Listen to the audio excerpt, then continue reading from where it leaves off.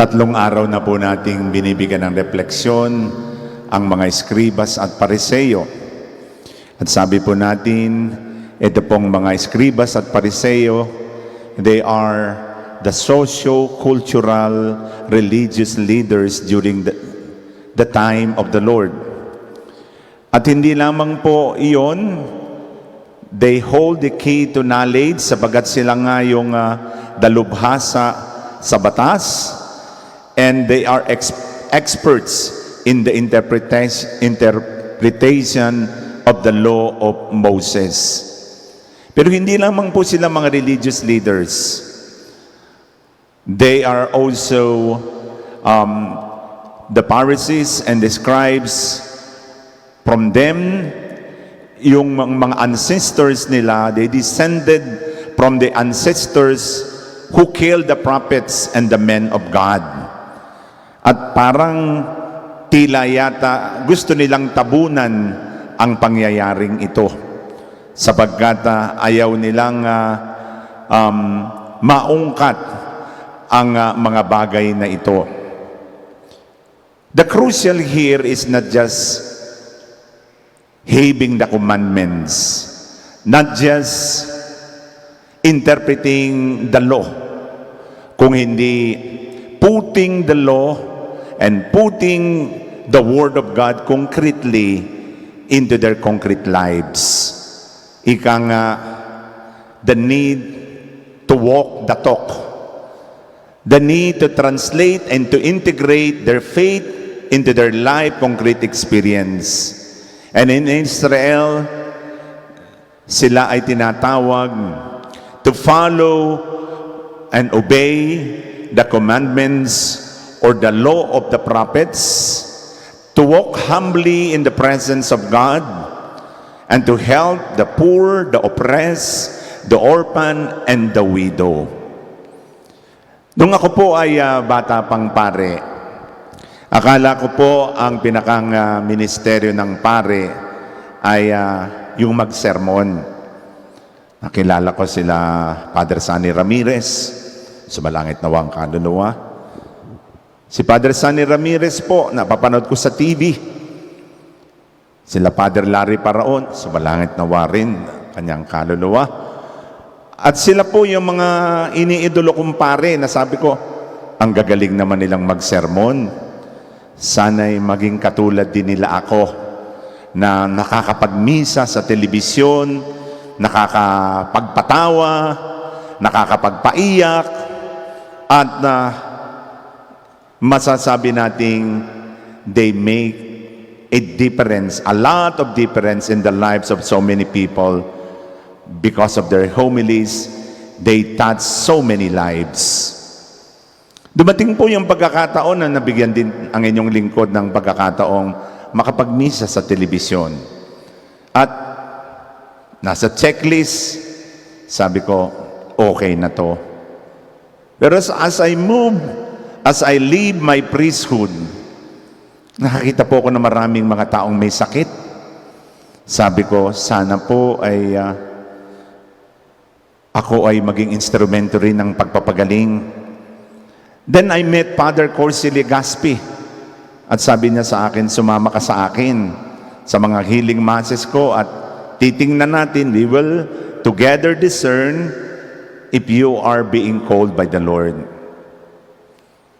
At doon sa mga misang dinaluhan ko, I could feel the presence of God. At ang nasabi na lang sa akin ni Father Corsi noon, I think the Lord is calling you to the healing ministry. Pero meron siyang sinabing medyo talagang napaisip ako at sabi niya, napakahirap maging healing priest. At sa kanyang salita ay sinabi niyang, marami ka pang bigas na kakainin at marami ka pang asin na uubusin. Pinagnilayan ko po ang kahulugan noon at yun po pala ay kasama po pala doon ang sabihin nating persecution, kasama po pala doon ang mga cleansing, purification, na hindi ko po napaghandaan. na darating pala sa buhay ko, na susubukin talaga ako ng Panginoon at tatanggalan ako ng mga bagay na mahalaga. Something that is precious, like my family, like my brothers, my sisters, my parents. At presto po, April 9, 1994, tumanggap po ako ng confirmation of the gift nang ibigay ng Panginoon sa akin ang kanyang mga kamay, hindi man karapat-dapat naging kamay ni Jesus. Akala ko, the ministry of the priest at the start of my ministry is more on preaching lang. Then afterwards, akala ko, ang ministry ng pagkapari is more on healing lang.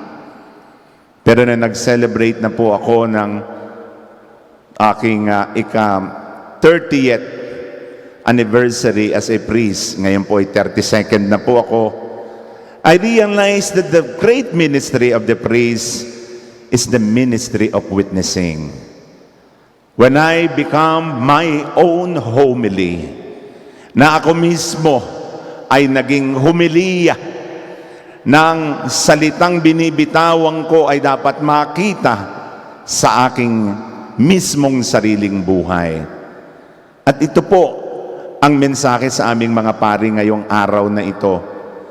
Sa pagbabahagi ni Father Bong Estremera, sa pagbabahagi ni Father Monsignor Tony Ubenia, ni Father Rapi, ay ipinakita po sa amin ang katotohanan na dapat kami maging totoo sa aming salita, sa aming mga gawa, tunay may makita namin ang aming pagkapari.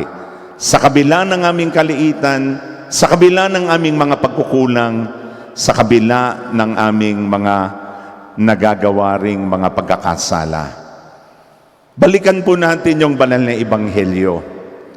Tila yata kino-cover up ng mga scribes and Pharisees yung katotohanan na ang kanilang mga ninuno ang nagpapatay sa mga propeta at sa mga isinugo ng Diyos. Brothers and sisters, there is nothing wrong if we would like to exert more effort to be better than our past. There is nothing wrong if we ask our family to be healed sa intergenerational healing. There is nothing wrong with rectifying the mistakes or avoiding the tainted memories of our family. There is nothing wrong with that. Pero we do not erase the history of the past.